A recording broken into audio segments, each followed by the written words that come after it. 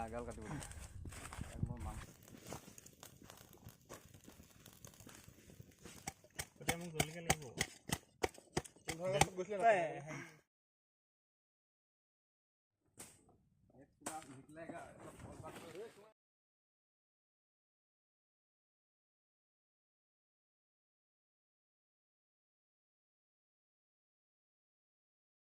ধুনীয়াকৈ সিজিলে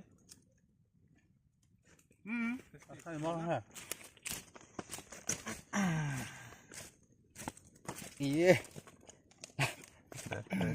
ভাল আছে দেখি